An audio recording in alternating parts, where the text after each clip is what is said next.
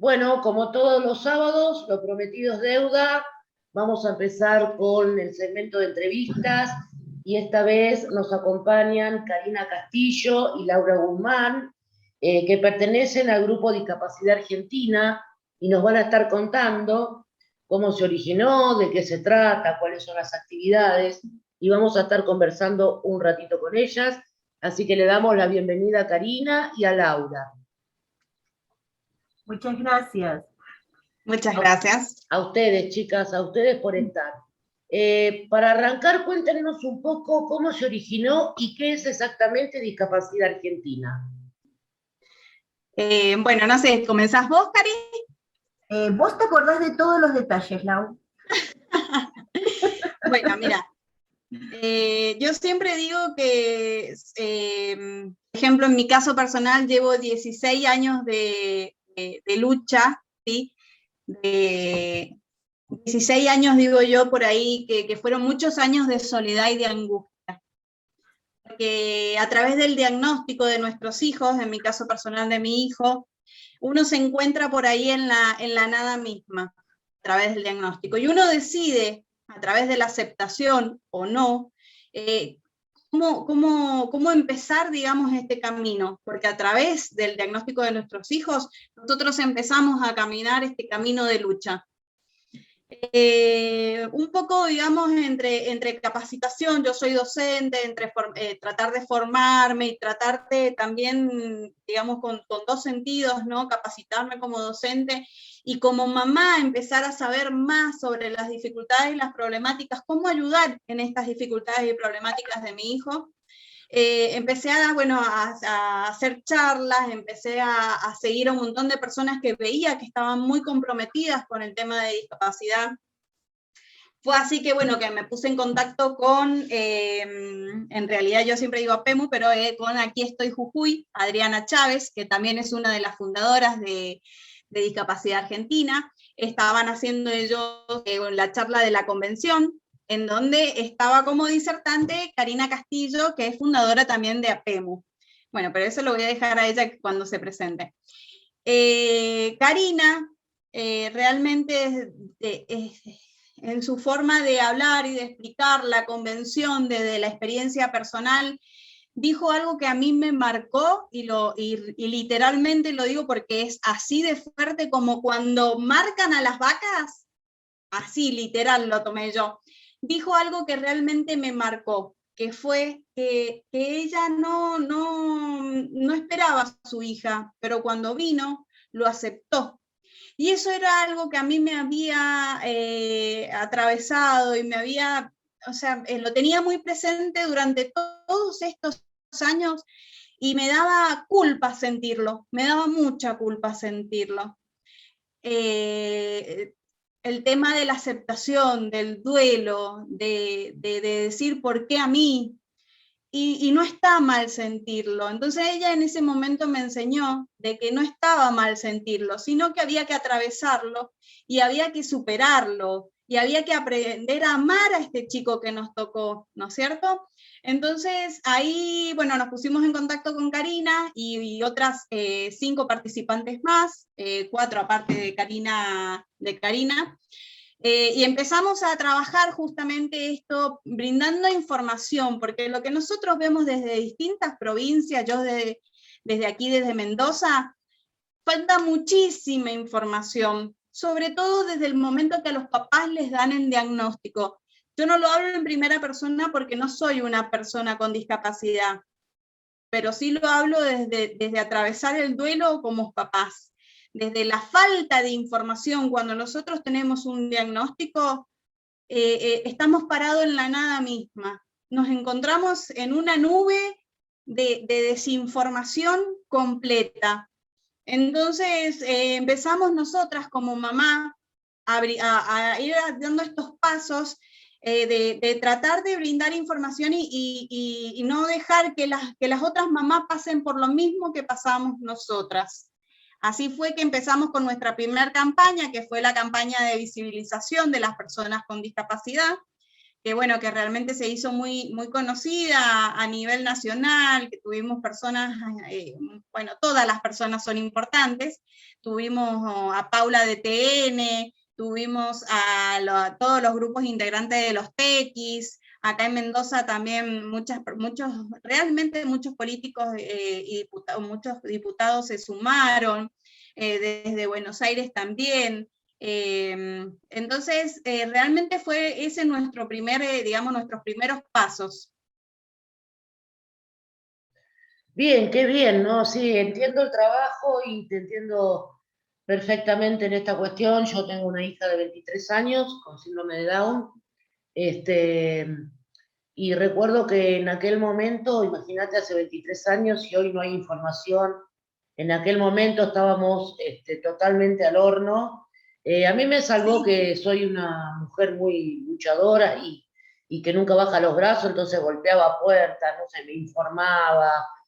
Bueno, todo el camino, el derrotero por el que pasamos todos.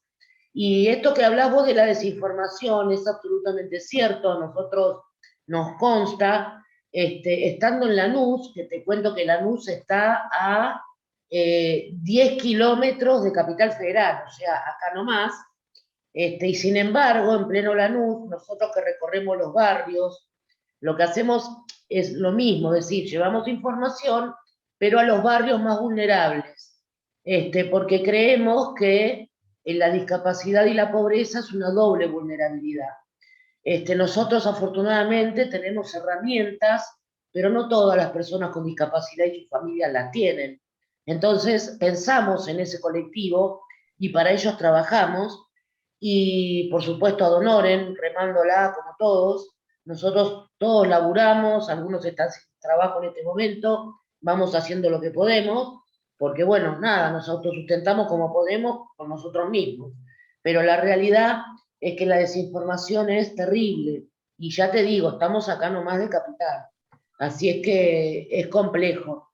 Y en este sentido, les quería preguntar, a ver quién me responde de las dos, la información si tiene que ver con este acompañamiento de las familias cuando reciben esta noticia de este hijo por ahí no esperado, digamos, o si tiene que ver con otras cuestiones como otros derechos o educación, no sé bien para dónde dirigen el asesoramiento qué tipo de información. A eso refiero. Bueno, les cuento yo un poquito, Lau. Primero Sí. me presento, sí, yo formo parte de Discapacidad Argentina, pero además formo parte de APEMU, que es Asociación para Personas con Multidiscapacidad. Yo tengo una hija de 21 años con discapacidad múltiple.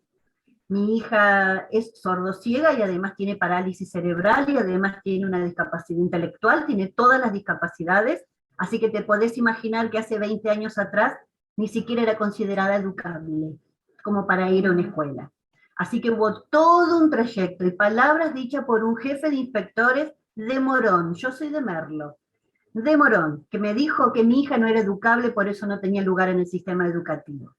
Después de juntarnos con las familias, con los profesionales y con los docentes, hoy las personas con discapacidad múltiple y sordoceguera tienen un lugar en el sistema educativo.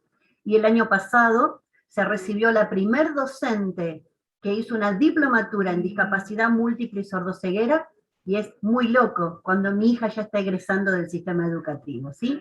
Pero lo importante es son los que vienen atrás. Lo importante es eso. Yo siempre digo que, yo decía en todas las charlas que daba, siempre decía que mi hija llegó tarde, siempre decía que llegaba tarde. Y una docente me dijo, Melanie no llegó tarde, Melanie siempre llega temprano a todos lados. Ese es el problema que tiene, llega antes, no es que llegó tarde. Tal vez en ese momento no estaba preparado un sistema educativo, ¿no? Tal vez no existía inclusión. Vos, Mariana, de esto sabrás muy bien, hace 24 años atrás, de qué te estoy hablando.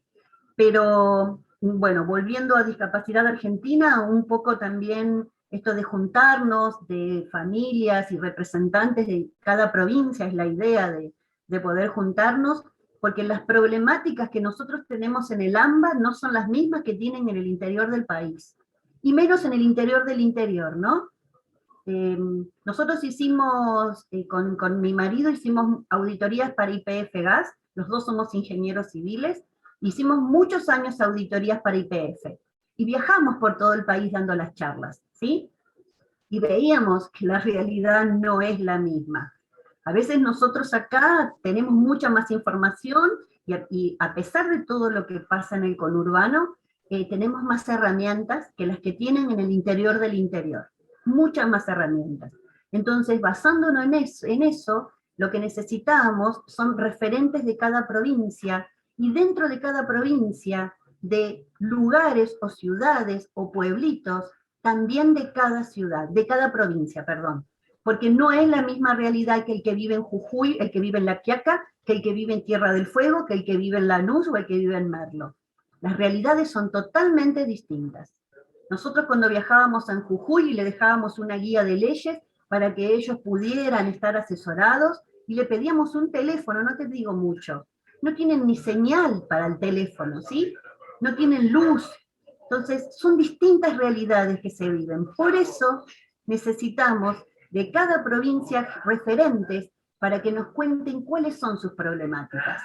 Y respecto a los derechos, es no solamente la contención cuando nacen, que yo en todas las charlas digo, por eso Laura planteaba, yo siempre digo que yo no fui la mamá más feliz del mundo por tener una hija con discapacidad, que tuve que aprender a amar a Melanie tal cual es.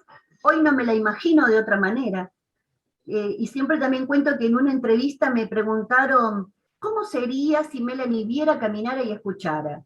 Y yo le dije, no sería Melanie, sería otro hijo, porque Melanie es así, anda rodando con su silla de rueda, ve distorsionado, escucha mal, porque es disminuida visual y auditiva. Y esta es la hija que yo aprendí a amar, no me la imagino de otra forma. Pero para eso me empoderaron como familia. Los docentes profesionales nos acompañaron en el camino, no nos señalaron con el dedo, porque esto también tenemos a veces en la familia, nos juzgan, y es muy fácil del otro lado juzgar.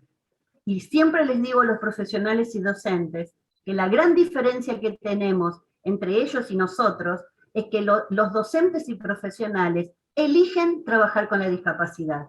Las familias no elegimos tener un hijo con discapacidad. Esa es la gran diferencia que tenemos. Los docentes y profesionales un día se jubilan, se cansan y se dedican a otra cosa. Y lo nuestro es hasta el día que cerremos los ojos. Por eso les planteo, nunca juzgar a una familia. Hacemos lo que podemos, nos tienen que acompañar en el dolor. Y si no aceptamos, no somos malos padres o malas madres. Somos padres y madres llenos de dolor. Por eso no hay que juzgar, simplemente acompañar a la familia. Y de esto se trata un poco también con Discapacidad Argentina. Acompañar desde el dolor, mientras transitan ese dolor que hemos transitado todos, también en la parte de educación, también en los derechos de lo que son la convención, ver el día después, cuando egresan del sistema educativo, egresan a la nada misma, porque no hay espacios inclusivos para, no solo para mi hija que tiene discapacidad múltiple, para ninguna persona con discapacidad que no pueda entrar en el 4%, porque no existen trabajos con apoyo. Melanie necesitaría un trabajo con apoyo, y de cuántas Melanies te hablo, ¿no? De un montón de gente, de personas con discapacidad que pueden tener un trabajo con apoyo. Te hablo por mi hija, de mi hija porque es mi referente. Tal vez podría ir con su acompañante terapéutico a una fábrica con un switch, que es un sistema aumentativo alternativo de comunicación, apretarlo y poder trabajar 10 minutos, media hora, una hora, o lo que ella pudiera, y tener un trabajo digno. A eso tenemos que apuntar. No a que vivan haciendo en los talleres protegidos y en los centros de día, que está todo bien con estos lugares, pero no son inclusivos. Porque en un lugar donde solo hay personas con discapacidad, ¿de qué inclusión estamos hablando? Eso no es inclusión, ¿sí? Creo que en el mientras tanto son lugares necesarios, pero deberíamos apuntar a una inclusión plena, que formen parte de una sociedad, que puedan ir a Melanie le gusta pintar, que pueda ir a un atelier a pintar, y que sean personas que pintan. No es necesario poner atelier inclusivo, El poner inclusivo hace que deje de ser inclusivo. Deje de ser inclusivo. Va a existir la inclusión el día que dejemos de hablar de inclusión. Cuando veamos personas pintando, personas yendo a la escuela, personas bailando, sin necesidad de decir que es inclusivo. Cuando simplemente sean personas.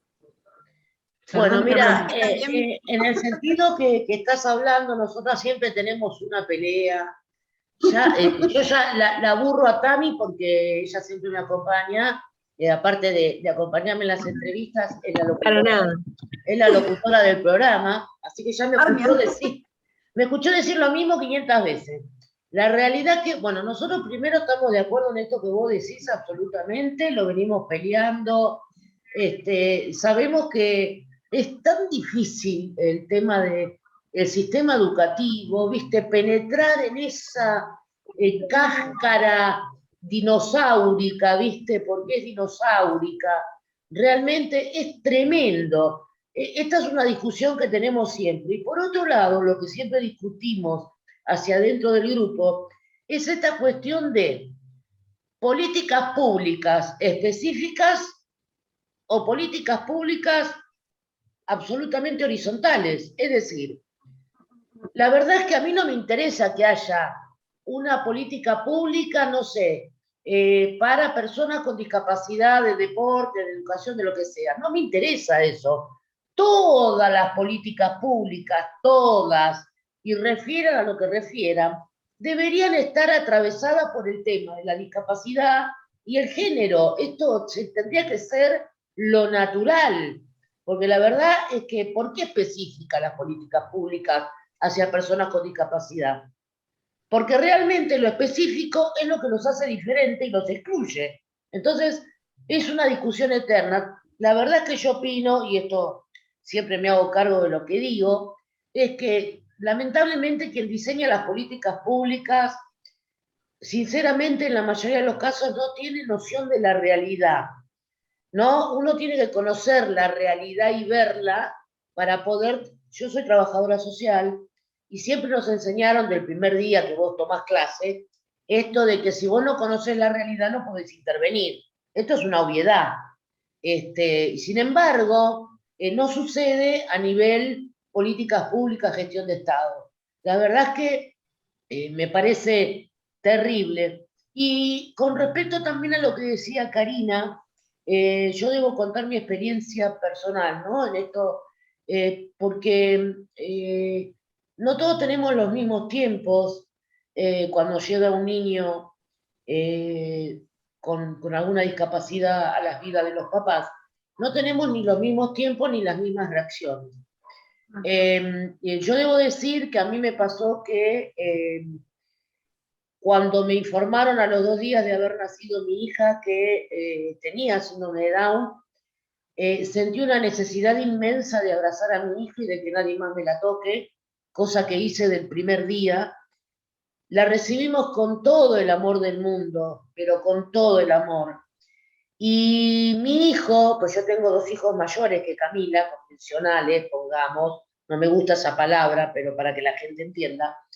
Y recuerdo que mi hijo en ese momento tenía 12 años, y bueno, y mi hija 6, y bueno, había que contarles la situación en la que había nacido su hermana, ¿no? Por supuesto.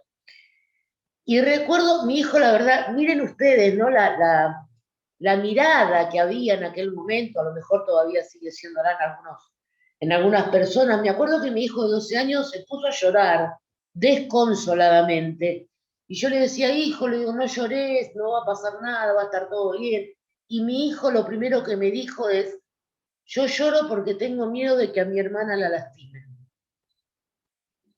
Increíble, la verdad que eso me mató para toda la vida. Por supuesto que Camila con sus hermanos es lo más, al papá le costó por ahí un poquito más, porque era su primer hija. Yo estoy casada en segundas nupcias con el papá de Camila, y yo ya tenía otros 2 hijos, entonces por ahí no es la misma situación, a él le costó un poquito más, pero yo siento que cuando hablo de Camila o desde que nació, siempre hablé desde el amor.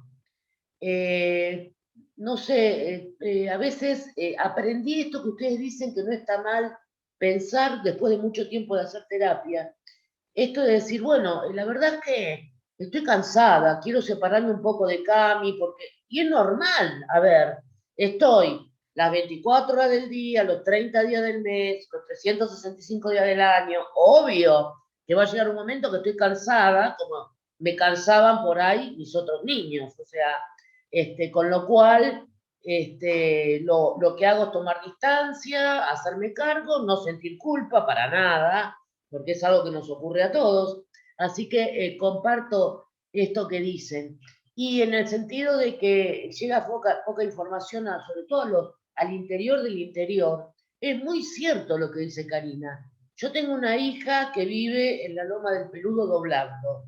Vive en un pueblito pequeñísimo, chiquitito, que se llama Villa Ocampo, que está al norte de la provincia de Santa Fe, a 50 kilómetros de Resistencia Chaco. Y en las visitas que he hecho yo, chicas se mueren porque nada de discapacidad, nada. Y yo como soy muy inquieta, aproveché la oportunidad, me junté con el intendente, me junté con algunos concejales, como para hablar un poco del tema y decirles que haría falta, no digo una secretaría, pero por lo menos un área de discapacidad para informar a la gente. La verdad es que es muy cierto esto que dice Karina, y está buenísimo esto que ustedes también se extiendan. Esta es la idea de la radio también, porque las noticias, nosotros tratamos de pasar las Discanotis, noticias nacionales, que no llegan a ningún lado nunca, porque nunca le llegan las noticias a la gente del interior del interior. Entonces, justamente la idea de discapacidad itinerante del programa de radio es tener repetidora, gratuitamente, por supuesto. Y hemos logrado en Mendoza, hemos logrado en Córdoba, hemos logrado en General Pico La Pampa, hemos logrado hasta en Uruguay, ¿no? Que nos repliquen, porque es importante, sobre todo para nuestro país, para que las noticias que tienen que ver con las personas con discapacidad lleguen desde la Quiaca a Tierra del Fuego. Ese es nuestro sueño. Así que las entiendo perfectamente. Y me encantaría que me contaran por ahí algún tipo de experiencia que las haya marcado en este camino de discapacidad argentina.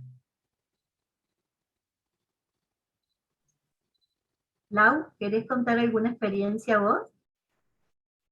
A Lau la marcamos cuando, Lau se marcó creo que cuando nos conoció. Estás muteada, Lau.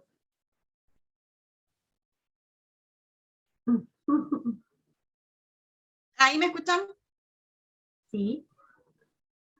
Estoy teniendo como un internet divino, o sea, ha sido el día hoy divino. ¿Qué querés que cuente, Cari? No, que yo preguntaba qué cosas las había marcado, alguna de las dos, quien quiera responder, qué cosas las marcaron dentro de Discapacidad Argentina en relación a la gente, ¿no? No sé, se encontraron con unos papás, ¿qué pasó? Algo, alguna de esas experiencias. Nosotros, por ejemplo, cuando hemos hecho charlas, ¿qué pasa? Por ahí nos causa un poco de, hablando más de lo que vos estabas hablando recién, el tema de la inclusión, de la parte educativa. Nosotros al brindar charlas, hemos hecho charlas por el tema de la inclusión, de la educación. Nos ha pasado muchas veces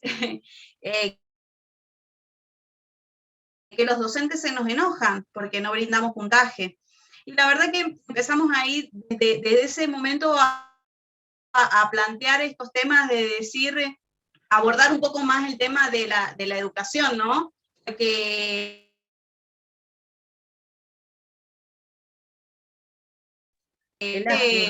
se te perdió, repetí, Lauri, porque se cortó. Muchas circunstancias. Si podés repetir, porque justo saliste cortada.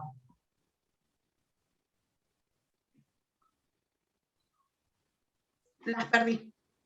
Oh, no me digas. Y bueno, un poquito lo que contaba Lau es eso, que los docentes muchas veces cuando damos las charlas, que también son todas gratuitas, nos empiezan a preguntar esto del puntaje, y si no dan puntaje no hacen la capacitación. Y bueno, y es todo un tema, ¿no? Creo que hay docentes y docentes, como hay profesionales y profesionales, hay de todo, no vamos a meter a todos en la misma bolsa tampoco, ¿no? Pero mucho nos pasa eso. Y volviendo un poquito a cosas que nos han marcado, yo te voy a contar una experiencia personal cuando nosotros, en realidad cuando formamos a PEMU, dando charlas de discapacidad, así cuando viajábamos por todo el país, habíamos ido a dar una charla al Hogar San Camilo de Pergamino. Fuimos ahí a dar una charla. Y, y bueno, hermoso lugar, el hogar divino, estaban muy cuidadas todos los adultos, porque eran personas adultas que estaban ahí en ese lugar. Todos, menos una, todos tenían discapacidad intelectual. Divino el lugar. Bueno, cuando terminamos de dar la charla, entonces nos querían mostrar el espacio, y bueno, fuimos a ver el lugar con Melanie y con Gustavo, fuimos a conocer el lugar, y nos llevaron a una habitación donde había una persona con discapacidad múltiple, y tendría 30 años más o menos. Cuando la vimos ahí, encerrada, en una habitación, sin compartir ningún espacio con las demás personas que estaban en el hogar, muy cuidada, muy cuidada, pero digamos a la distancia, sin estar incluida dentro del mismo hogar, sin saber qué hacer con esa persona. Y nos miramos con Gustavo los dos y los dos pensamos lo mismo. El día que nosotros no estemos más, ¿qué va a pasar con Melanie? Y ahí creo que me cayó la ficha que yo no voy a ser eterna, ¿sí? Porque uno piensa que va a estar toda la vida. Y ahí comenzamos, yo comencé con mi pica pica, a mí me dicen que soy muy intensa, creo que Mariana, esa es la palabra que vas a usar vos también, que sos una persona intensa. Sí, ¿no? Somos intensas. Sí, demasiado, demasiado. Sí. Demasiado intensas, sí. Y entonces cuando volvimos, yo fui a la escuela y empecé a plantearle a los otros papás qué van a pasar con sus hijos cuando nosotros no estemos más. Y ahí fue como se fue formando la asociación. Y otra cosa que siempre también digo, ¿por qué damos las charlas también con APEMU y ahora también desde Discapacidad Argentina? Lo único que le vamos a dejar a Melanie y a cada uno de nuestros hijos va a ser una sociedad mejor. Es lo único que yo le puedo dejar a mi hija. Dejarle edificios, dejarle lugares espectaculares, no sirven de nada lo material si no hay recurso humano que puedan comunicarse con Melanie en particular. Si no se puede, si no están incluidos en una sociedad. Entonces, creo que lo único que le vamos a dejar es una sociedad mejor. Nosotros jamás cobramos nada, ahora damos charlas por Zoom, porque cada tanque de gasoil que le estamos poniendo a la camioneta para ir a Jujuy, a Ushuaia o donde sea a dar una charla, esa es la universidad de mi hija que no puede ir. Esa es la universidad, es la cuota de una universidad o el gasto de una universidad. Lo único que le vamos a dejar es esta sociedad mejor. Y la persona que va a estar con Melanie, su acompañante terapéutico, que va a estar con Melanie cuando nosotros no estemos más, todavía no nació. Así que nazca en una sociedad mejor para que mi hija también tenga calidad de vida. Así que un poco es el motivo por el cual damos las charlas. Qué bueno eso que decís, sí, es importante, ¿no? Un mundo mejor, un mundo donde dejemos también de utilizar esta palabra de la inclusión, ¿no? Este mundo que uno sueña, realmente son muy pocos los países como el nuestro, porque la inmensa mayoría tiene escuelas, no tiene escuelas y escuelas especiales, es decir, tiene escuelas donde van todos los jóvenes o todos los niños y si necesitaran algún tipo de apoyo lo utilizan, pero dentro de esa comunidad. Son cosas muy distintas, muy distintas. La verdad es que y va a costar mucho por esto que vos decís, viste que el sistema educativo es muy complejo. Yo no puedo hablar mucho porque, bueno, tengo mi hija justamente que vive allí en Villa Ocampo, es docente rural en discapacidad intelectual, así que bueno, es maestra especial. Pero vos fíjate que las docentes rurales tienen vocación. Sí. tienen vocación, porque el hecho ya de ejercer la docencia en un ámbito así, te toca el corazón, te humaniza. A ver, mirá qué feo lo que yo te voy a decir, yo soy una ferviente creyente de que la inclusión todavía no existe, Sí. como dijo Karina. Va a existir la inclusión cuando dejemos de hablar de inclusión. Te lo dice un docente. Te lo Sí, digo tal un cual. docente que veo docentes con una falta de empatía y una falta de humanización terrible, terrible. Bueno, Sobre todo ¿sabés con las qué? personas De de todas edad. maneras, hay una ventaja, que mi hija es tan intensa como yo, entonces, claro, va para adelante y es el bicho raro del pueblo, porque, viste, bueno, ella tiene esta impronta de querer también un poco cambiar las cosas, ¿no? Dentro de su humilde lugar, da clases en escuelas, porque allá encima eso, una escuela especial en Villa Ocampo, es una escuela donde van el chico sordo con el chico ciego, con el chico down, con el chico autista, es un despelote total. Bueno, a esas escuelas es a donde va mi hija, que encima va a dedo, ¿no? Porque tiene que llegar a lugares un tanto recónditos, por ahí la van a buscar a caballo, porque por ahí hasta eso, o sea, es una vida sacrificada, pero tiene mucha vocación. Sacrificada. Claro, pero tiene mucha vocación y tiene esto que tenemos nosotras, ¿no? Esta impronta de querer cambiar un poco la historia, de hacer respetar los derechos de las personas con discapacidad, de compartir la convención con aquellos que la desconocen. Entonces, tiene como eso, Ana, así es que eso me deja muy Pero porque tranquila. está humanizada por la situación que la atraviesa, por Sí, las claro, vivencias que la han atravesado. sin duda. Pero son pocas, te digo, son pocas. Sí. Nosotros hemos hecho charlas, mejor, no las hemos hecho, perdón. Hemos estado presentes en charlas en donde se ha tratado de poner a la familia de las personas con discapacidad desde la vereda del docente. Es muy difícil. Oh, Es una utopía querer poner al docente en la vereda de la familia y a la familia desde la vereda del docente. ¿Por qué? Porque nosotros, como Cari dijo, nosotros tenemos a nuestros hijos para toda la vida. Los docentes han decidido ser docentes.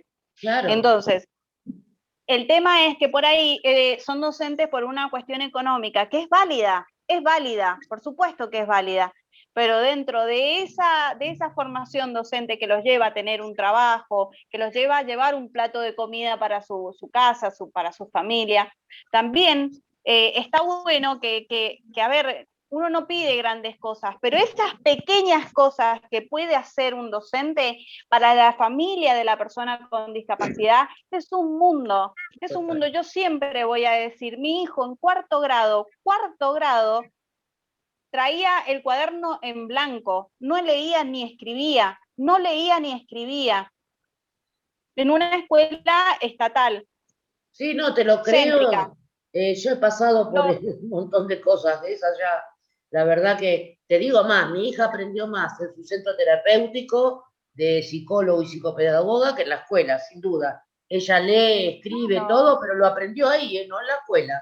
No en la Y es escuela. terrible. Yo siempre digo que los chicos, a ver, no generalizo, pero la mayoría de las papás a los que vos hablás o conversás bueno, con problemáticas, pues si vos le preguntás a los niños, ningún niño disfruta ir a la escuela. Yo a mi hijo cuando lo cambio a una escuela especial, ¿sabes qué era lo que necesitaba mi hijo? ¿Sabes qué era lo que necesitaba? Que le dijeran que sí podía, que él sí podía, que él sí podía escribir, que él sí podía leer, que él era inteligentísimo, que él tenía cosas que los demás no tenían. Mi hijo salió abanderado. Tal cual. Mi hijo salió abanderado. Hoy toca la guitarra. Entonces, ¿qué pasa? Son docentes que rotulan a los niños, ¿sí? Rotulan a los niños y ya los dejan encasillados. Por eso yo siempre digo, y esto yo me hago cargo de lo que digo, no somos una sociedad inclusiva para nada. Y desde el hecho que las maestras dicen, tenemos niños integrados, estás excluyendo. Sí, Desde el coincido. momento que vos decís, que tenés 25 alumnos y 2 integrados, seguís excluyendo. Total, total, total. Chicas, Dicho por una docente. les Y en esto te lo cierro. No, Dicho no. por una docente. ¿Por qué 25 chicos y 2 integrados? Me Claro. dice no, porque, a ver, yo tengo que decirlo, porque esos 2 integrados significa que son 10 alumnos menos para mí, porque por cada chico integrado que yo tengo, me sacan 5 chicos de la currícula del grado. Sí. De la matrícula, perdón, de la matrícula del grado. Espantoso. Es Espantoso, terrible. ¿verdad? Pero bueno, las tengo que interrumpir, me queda 1 minuto y no quiero despedirlas sin que me digan cómo se comunica la gente con ustedes. Bueno, a través tenemos Instagram, tenemos Facebook y dentro de poco página, porque estamos en eso, dando pequeños, grandes pasos. Déjame mencionar que, bueno, que justamente a mí me contactaron por el tema del petitorio que habíamos hecho de la vacuna, ¿sí? Que estábamos haciendo la lucha por la vacuna. Ayer nos hemos enterado que, bueno, que gracias a una reunión que tuvimos con el equipo de la ministra Nadal, pudimos plantearle las problemáticas de las personas con discapacidad, cual viven día a día, y, ¿no es cierto?, y se enfrentan a este virus que nos está golpeando muy fuertemente, sobre todo a toda la población, no solamente a las personas con discapacidad. Bueno, pudimos plantear todas estas problemáticas que estamos atravesando, y bueno, justamente ayer nos avisan de que, bueno, Mendoza se adhiere, junto a otras 4 provincias más, a la vacunación para todas las personas con discapacidad. Buenísimo, me alegro un montón, comuníquense gente con estas personas que son geniales. Les agradecemos enormemente por esta participación, muchísimas gracias, y les pido que sigamos comunicados. Por favor, gracias Mariana, gracias Tamara, un placer. Gracias a